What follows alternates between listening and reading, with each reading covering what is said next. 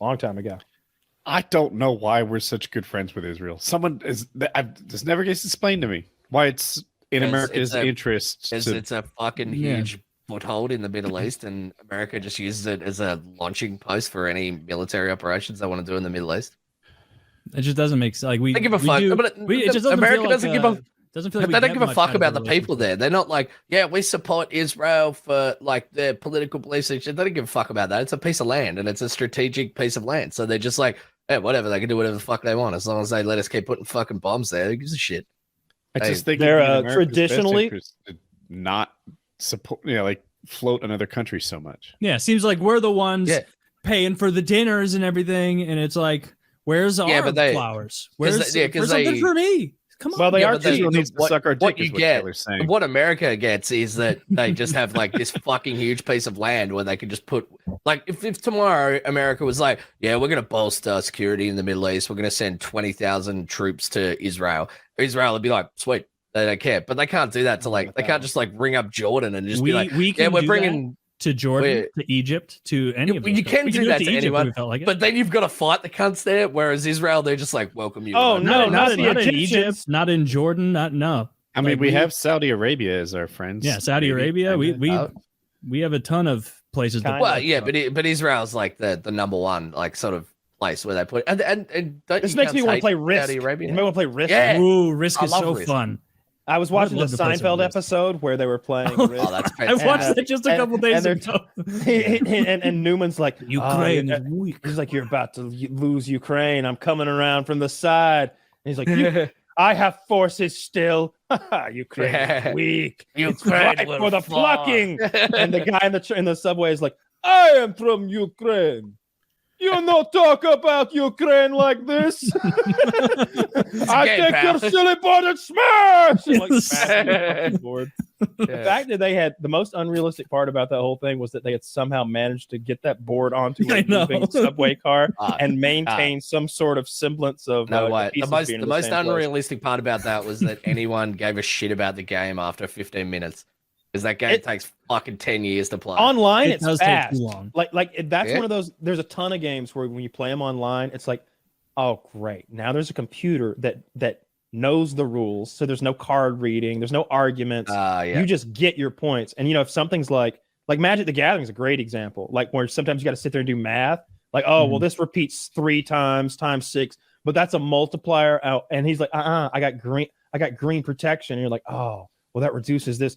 Fuck, you got a calculator and you just play online and it lickety spits out the result, right? Yeah. So like Risk is the same way. We're playing Risk online. I think my board game fucking experience is just like me and all of my super stoned mates trying to work out the rules, and we're all just sitting there just like, wait, can you do that? And we're like, fuck, I don't know, man. And then it's just like my one, I don't know all the rules to Monopoly. Like retarded mate reading the fucking rule book, and he's just like, actually, and it's like, shut the fuck up, Will. It's like shut up. We're playing Settlers of Catan. It's easy as shit. There's some house rules.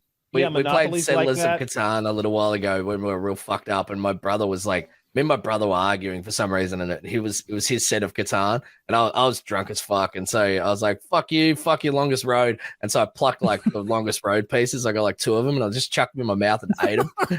Those are just little pieces of wood, man. Yeah, the piece of wood. I just ate 2 roads out of his Catan set because I was so fucked up. I was like, this is gonna solve the argument. and then he had to forfeit his longest road. He did. He fought well, because Slush ate it. That game is so fun. It's like it's a good combination of like having some strategy in there, but also being the most like stupid simple game imaginable. Like I would imagine. Kyle, Woody, have you guys played Catan, Settlers of Catan? Nah, I don't do that incel shit. Next time we're all together in person, I'm more of Evil Knievel muscle man type dude. Come down to my house, and less of a silly card kid playing faggot. So,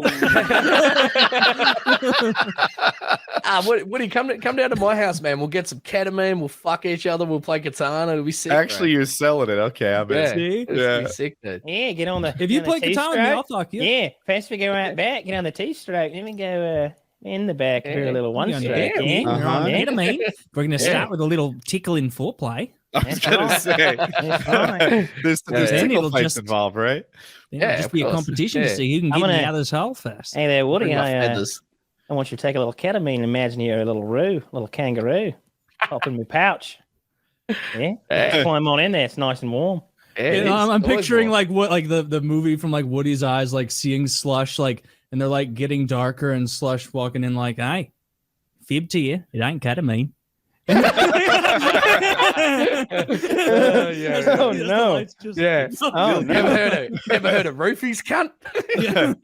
How are roofies? No, I know roofies are typically used to rape, right? They're frowned upon, yeah. Let's say you're not using them for rape. Let's say using roofies for a good time. Are they a good time?